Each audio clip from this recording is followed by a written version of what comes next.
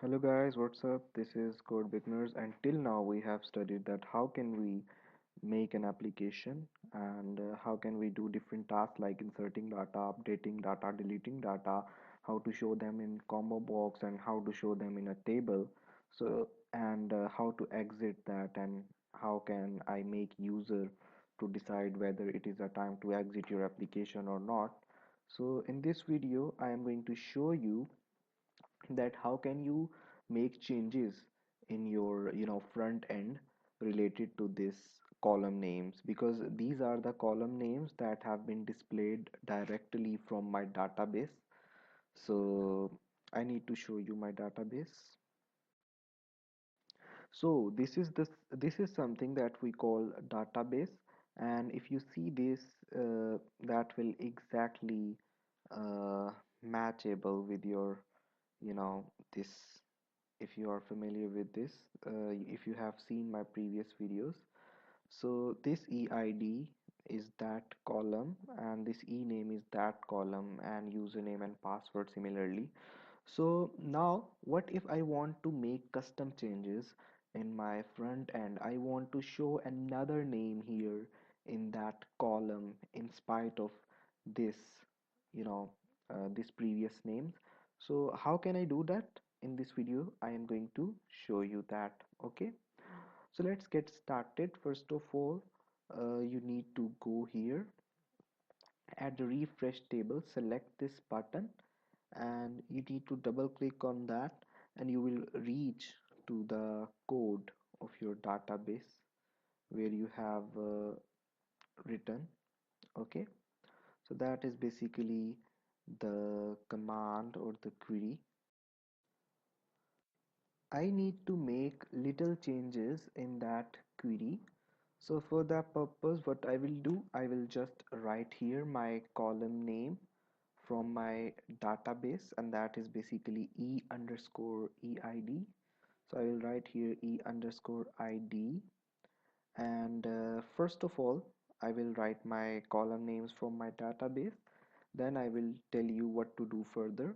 So e underscore username and then comma, then e underscore password.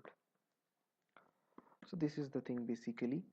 Now what I need to do, I will just write here select eid as whatever I want to display here on the front end.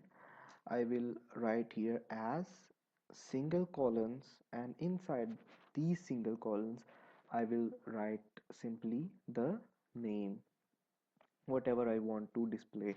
So I will write here employee ID, and I will write here as single colon employee name.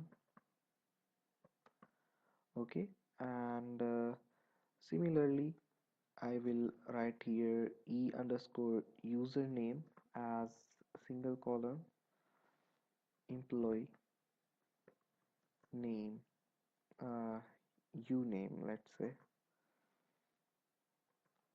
Okay, and employee password, I will write here employee password as single colon simple password. Okay, so these are the changes that I needed to make custom changes in my front end. So now let's run our program and let's see if the changes happened or not.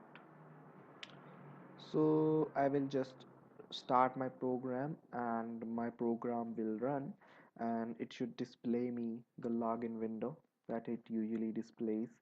So I will enter my credentials here like this, and when I will log in, it will tell me that login successful.